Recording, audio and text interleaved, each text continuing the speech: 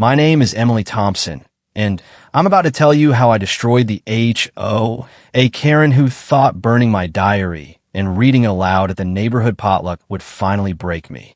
She had no idea that night would mark the beginning of her own spectacular unraveling, that her perfect little suburban empire would crumble so publicly there'd be nothing left but fines, lawsuits, and the sweet sound of neighbors finally laughing at her instead of with her. The fairy lights strung across the Pine Grove Estate's community pavilion cast perfect golden circles over the annual summer potluck, that sticky July evening. 50 residents sat around picnic tables draped in red checkered cloths, the kind of people Karen Whitaker collected like trophies. Venture capital husbands, stay-at-home moms who reported every minor violation for social points, a retired judge, even the local councilman's wife. I'd been summoned from my modest 3-bedroom on Maple Lane for this mandatory community event. At 32, freshly divorced, and trying to rebuild in silence, I should have known better. In Pine Grove, mandatory meant performative.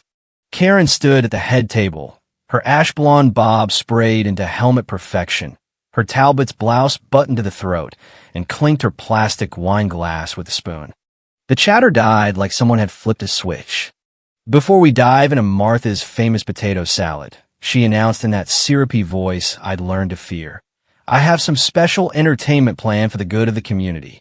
She rose, manicured hands lifting a thick stack of singed pages. My stomach hit the grass. Our dear neighbor Emily, she began, smiling like a Sunday school teacher, has always been such a private person. But tonight we thought we'd share some of her innermost thoughts so we can all understand why she struggles so much with our simple rules. The burned edges, my handwriting visible through the char. I whispered no, but the word drowned as Karen started reading in full theatrical glory. June 12th, she recited, voice dripping mockery. I think about selling the house sometimes.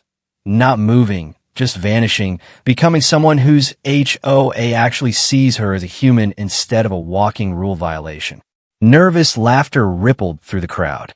Some shifted uncomfortably. Most leaned in, thrilled.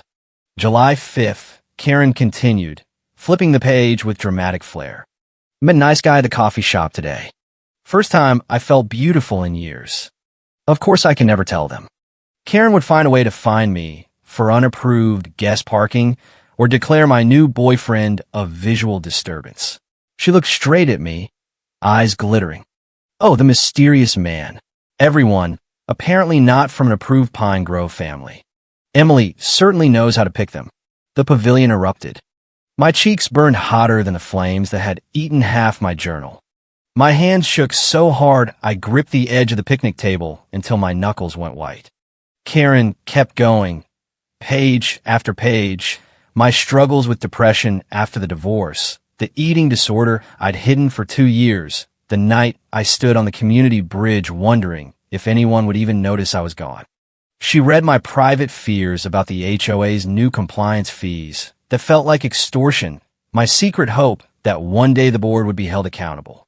Richard, my ex, had never even known these thoughts existed. Now 50 strangers were laughing at them over deviled eggs. Karen had found my journal during one of her infamous surprise home inspections while I was at work. She claimed I'd left it on the porch. In reality, she'd let herself in through the side gate, something the bylaws technically allowed for safety checks. She'd burned exactly half in her marble fireplace, saving 120 pages for this public execution. Why? Because, as she explained later with a satisfied snap of the binder, secrets are just lies we tell ourselves, dear. Better to have everything in the open for the good of the community, don't you think? I stood slowly, legs unsteady. 50 pairs of eyes watched, some pitying, some amused, most just relieved it wasn't them. Excuse me, I managed. Oh, sit down, Emily, Karen commanded, waving a hand. The ribs haven't even been served yet.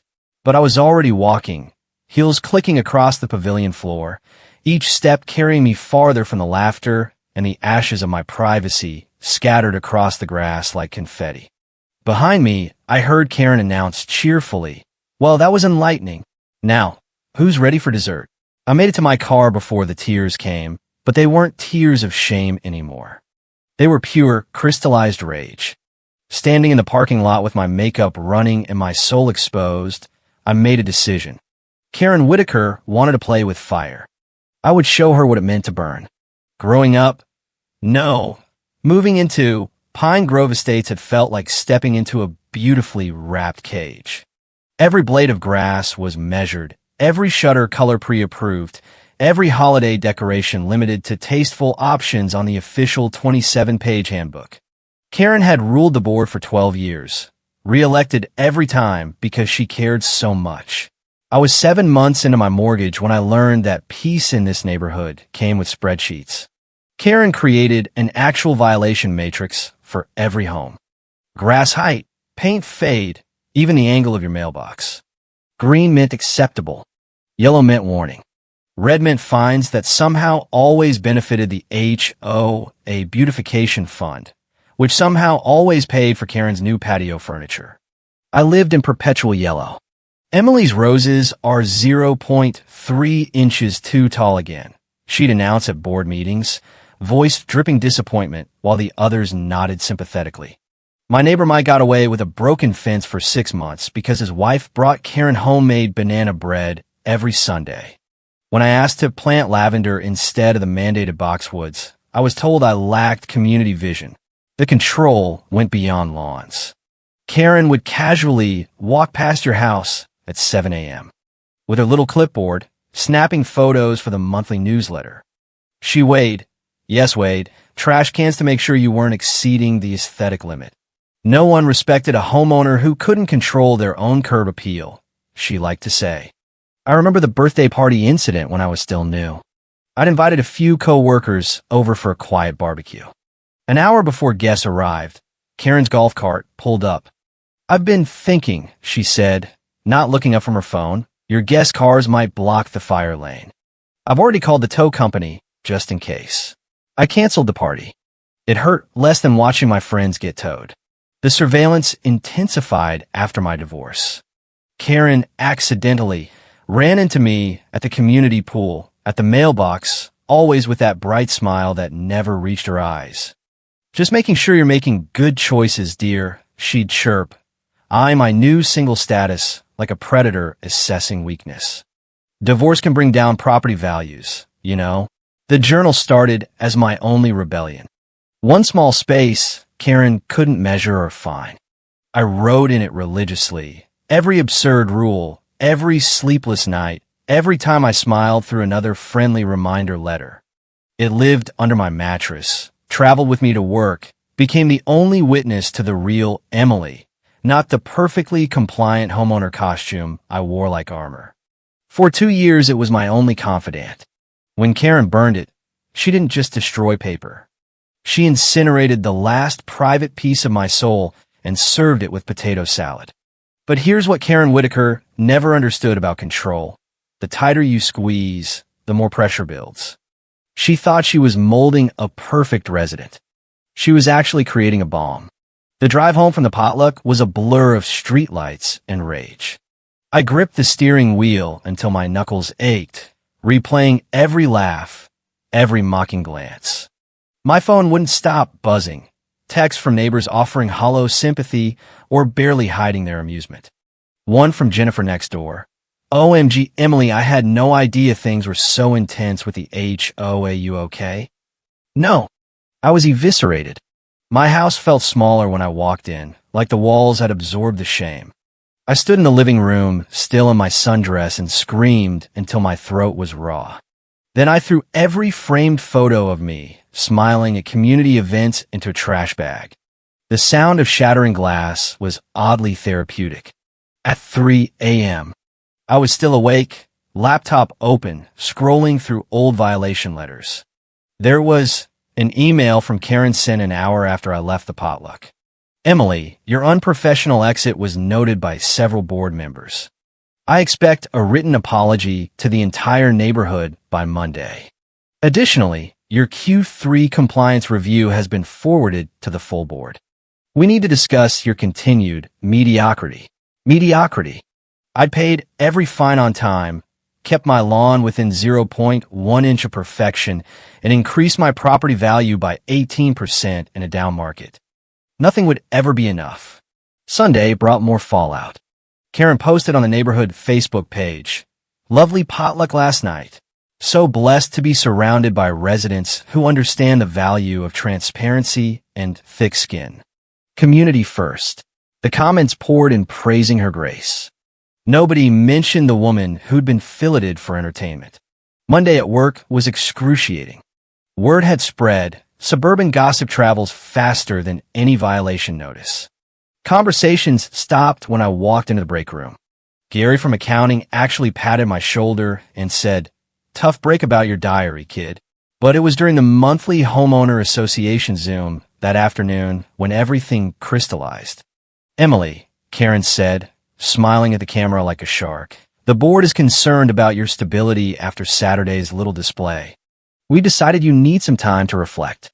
Perhaps a temporary suspension of your pool privileges until you show better community spirit." My stability? My private thoughts weaponized. Karen had taken my humiliation public, and now she was using it to tighten the noose.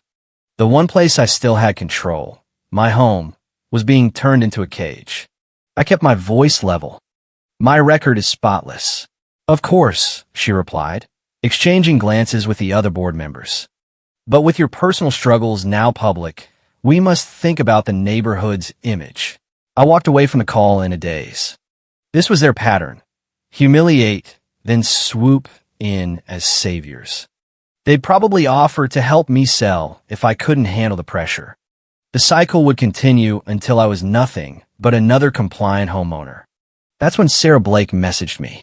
Sarah was 53, brilliant, and had quietly left the board 3 years ago after Karen destroyed her reputation over a minor fence dispute. She'd been mentor adjacent, though we'd never been close. "Pack a bag and meet me at the dive bar off the highway," her text read. "We need to talk." We sat in a corner booth that smelled like old peanuts. Sarah ordered 2 whiskeys and stared at me for a long moment. I was at that potluck 20 years ago, figuratively, when Karen destroyed a man's life over a bird bath that was 2 inches too tall. She laughed while his wife cried. I've watched her do it dozens of times since.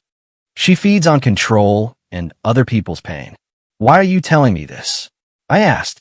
"Because you're at a crossroads. You can let her win, sell the house, crawl away, accept your role as the neighborhood cautionary tale, or you can fight back. But if you go to do it, you need to be smart, and you need to be willing to go all the way." "She's the president," I said. "No," Sarah replied firmly. "Presidents protect the community. Karen protects her own power. She's just a woman who happens to have a clipboard, and she's counting on your fear to keep you trapped." She slid a business card across the table. "When you're ready to stop being her victim, call me. I know things about Karen that would make that diary reading look like a bedtime story." I took the card, hands steady for the first time in days. That night, I sat in my kitchen, Sarah's card on the counter, laptop open to a blank document. I thought about everything Karen had taken, my privacy, my peace, my reputation, now my dignity. Then I started typing. Not another diary. They taught me the danger of honest words on paper. This was a plan. If Karen wanted war, I'd give her Armageddon. The girl who'd smiled through every fine was dead. Karen had killed her herself, burned her with my journal. What remained was someone harder, someone who understood that if the game was rigged, the only option was to flip the board. Sarah's office was a converted loft downtown, exposed brick and no HOA rules in sight. She poured coffee while I sat on her worn leather couch, feeling like I was about to cross a line I couldn't uncross. Karen destroyed my marriage in 2018, she began without preamble. I was about to run for board treasurer. We were going to audit the beautification fund. Karen manufactured evidence that I'd been siphoning dues for personal use. By the time I proved it was fake, my husband believed the rumors and filed for divorce. "Why didn't you fight back?" I asked. Sarah laughed bitterly. "With what money? Fighting Karen Whitaker in this town is like bringing a complaint form to a nuclear war." But I learned something important. She gets sloppy when she thinks she's one. Arrogant people always do. She pulled out a thick folder. I've been collecting insurance for 6 years. Not for revenge, for the next person brave enough to use it.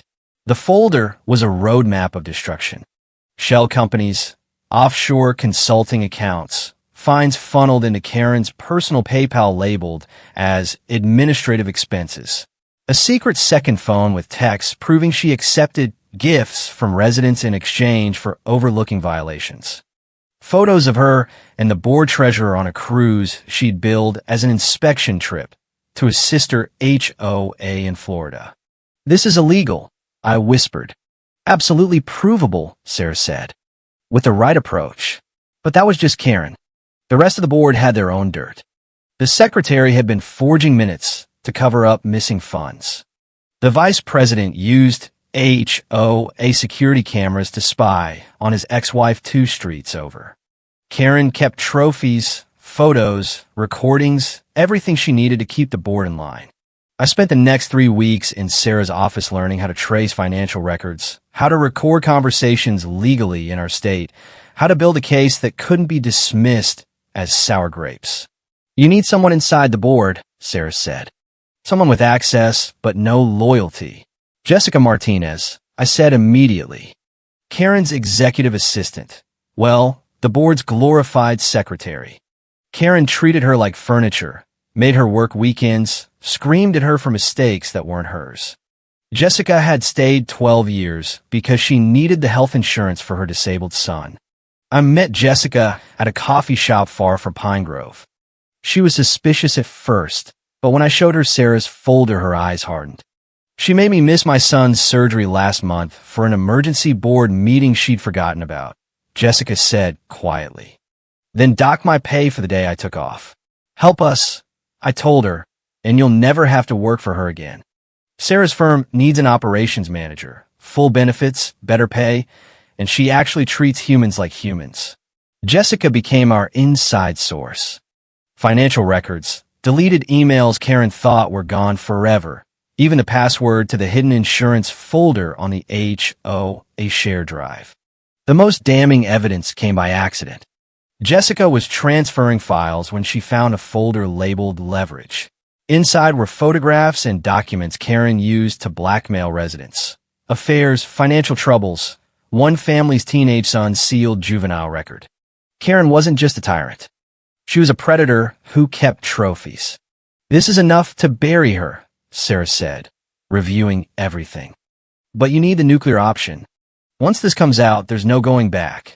No apology tour. No quiet resignation. Family? I laughed, but it sounded hollow. She burned my diary and read it at a potluck. That wasn't community leadership. That was a performance where I was the unwilling entertainment. The plan started taking shape. We couldn't just leak documents quietly. Karen would spin it, use her connections to bury it. It had to be public, undeniable, and from a source she couldn't discredit. Me. The HOA annual general meeting was in 6 weeks. 300 residents, plus local media, because the councilman would be there, plus a live stream on the neighborhood Facebook page. Karen always gave the president's address and expected unanimous re-election. They'll never let you speak, Sarah warned. They will if they think I'm presenting resident feedback on new landscaping guidelines, I replied. I already submitted the proposal. It passed initial review. Sarah studied me carefully. You're really going to do this? Destroy her in front of everyone. She destroyed me first, I said. The only difference is I'm going to use the truth. We had 6 weeks to prepare. 6 weeks to transform from victim to victor. Every night, I stared at the mountain of evidence. Financial crimes, emotional abuse, blackmail, fraud. Any single piece could end her. Together, it was annihilation. Sometimes late at night, a small voice whispered, "She's just one woman." Then I remembered Karen's voice reading my deepest pain while people laughed over potato salad. I remembered her satisfied smile as I walked away humiliated. She taught me that privacy was a privilege, not a right. Now I was going to teach her that when you burn someone's world down, you'd better make sure they don't survive to return the favor. The presentation was titled Community Feedback, a New Vision for Pine Grove Estates. Innocent enough to pass approval, vague enough to hide its real purpose. I worked on it obsessively. Every slide had two versions, the one the board reviewed and the real one hidden in a separate file. The transition would be seamless. By the time anyone realized what was happening, it would be too late to stop. Sarah helped me organize the evidence chronologically, building a narrative even the most loyal residents couldn't dismiss. We started with the burn diary. I'd photographed the charred remains and the Facebook post where Karen bragged about the enlightening potluck. Then we moved to the pattern of selective enforcement, the financial crimes, and finally the leverage folder. You need video, Sarah insisted. Documents can be disputed. Video is harder to deny. Jessica came through again. She'd secretly recorded Karen in her home office, screaming at a single mom until the woman cried, then laughing about it with the treasurer afterward. Weak residents deserve what they get, Karen's voice rang clear. Like that Thompson woman, 32 years old and still whining in a diary like a teenager. I also had my own recording from 2 weeks earlier. I'd worn a hidden microphone to the last board meeting, capturing Karen's casual cruelty in high definition. Emily, you look tired, she'd said. Are you sleeping? Or is this another one of your episodes? You know, normal people don't write the things you wrote. I'm embarrassed for you. Imagine if your future children saw that. Every word was crystal clear. The hardest part was maintaining the facade. I returned to neighborhood events, smiled at Karen's insults, even apologized for my dramatic exit from the potluck. I'm glad you're finally showing maturity, Karen told me at the mailbox, satisfied by my apparent submission. I was beginning to think we'd failed entirely with you. 3 weeks before the meeting, I did something risky. I invited Karen personally. It would mean so much to have you there, I said, perfecting the eager resident tone she expected. You've always said I lack vision. Come see what I've been working on. Her eyes lit up at the possibility of public correction. Front row, dear.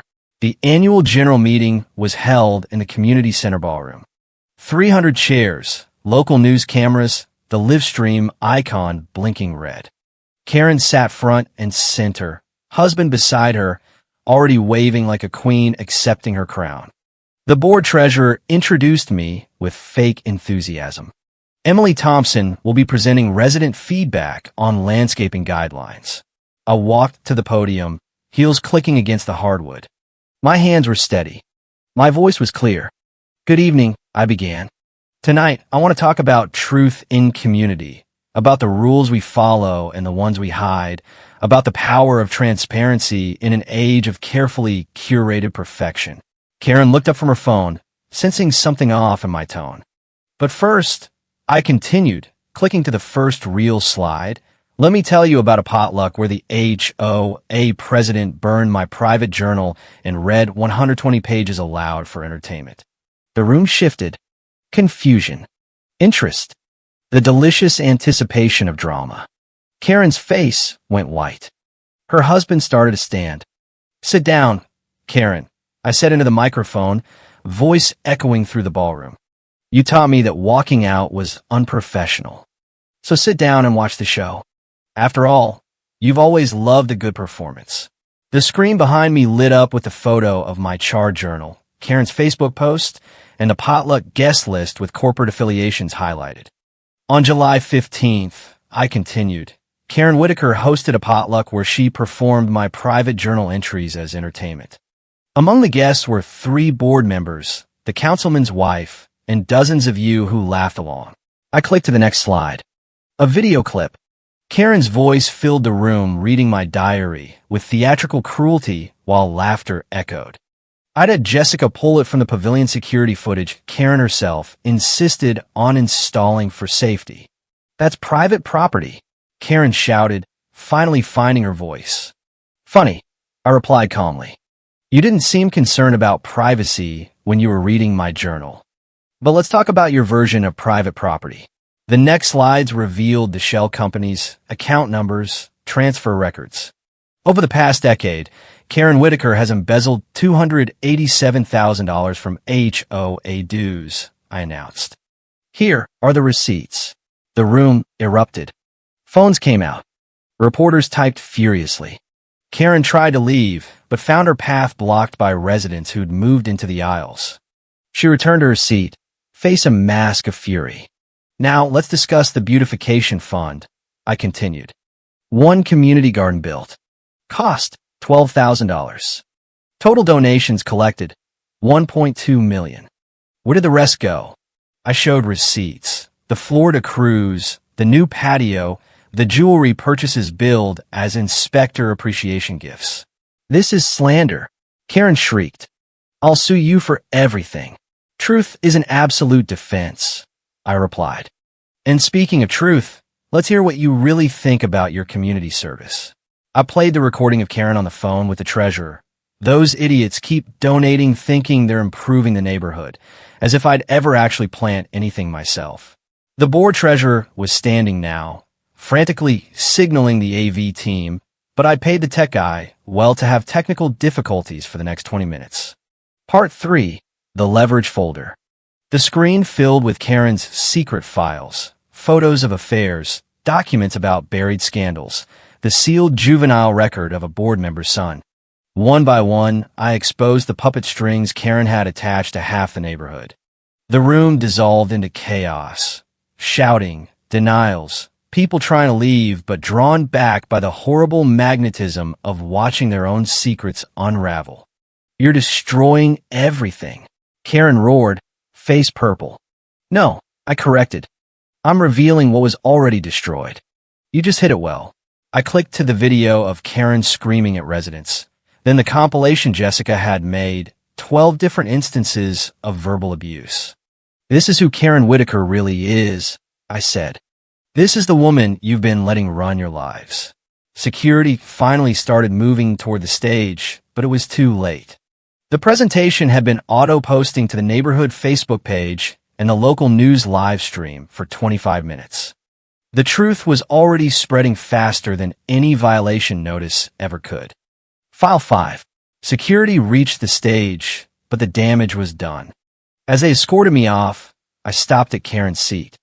She sat frozen, empire crumbling in real time as phones buzzed with alerts about the viral presentation. You made me exactly what you wanted, I told her quietly. Ruthless, strategic, willing to do whatever it takes to win. Congratulations. Your leadership worked perfectly. Karen's mask finally cracked. You've ruined me, she hissed. Your own neighborhood. No, I said, surprising myself with how calm I felt. You ruined it years ago. I just turned on the lights. The aftermath was swift and merciless. Within 3 hours, Pine Grove Exposed was trending locally, and the video had been shared over 500,000 times. News vans surrounded the community center. The state attorney general's office issued a statement about opening an investigation into the financial crimes. I sat in Sarah's office, watching it unfold on multiple screens. Every local station was covering it. HOA president toppled by residents' devastating presentation, read one headline.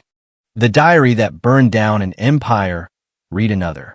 Karen was removed by emergency vote the next morning. Federal agents showed up at her door 2 days later. The board was dissolved pending audit. Jessica got her new job with full benefits and never had to see Karen again. 3 weeks later, I got a call from a block number. Emily. The voice was weak, almost unrecognizable. It's Karen. I'm calling from my sister's phone. The house is in foreclosure. Everything's gone. What do you want? A long pause. I wanted you to see me, I finally said. Just once. Not as a rule breaker or a problem resident or your entertainment. Just as a person. But you couldn't even do that when I was bleeding on your picnic table. She hung up. I never heard from her again. The neighborhood changed almost overnight. New board elections were held. Real ones this time. Residents who'd been silent for years started speaking up. The absurd rules were rewritten by actual homeowners. My own journal, the new one, sat openly on my nightstand. 6 months later, I was walking past the community pavilion when I recognized Jennifer from the potluck. She froze, then walked over. Emily, she said carefully, I wanted to apologize for that night. for laughing.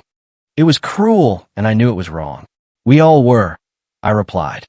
That was her power, making us complicit. She nodded, tears in her eyes. Are you okay after everything? I considered the question. Karen was gone. The board was gone. The house was still mine, the lawn whatever length I wanted. I could breathe. I could write without fear. I could exist as myself, not as a reflection of someone else's rules. I'm free, I told her. That's better than okay. Walking home that day, I passed the little stationery store and bought a new leather journal. That night I wrote my first entry in 2 years. My name is Emily Thompson. I am 33 years old. I destroyed the HOA Karen who thought she owned my life. I regret nothing and everything.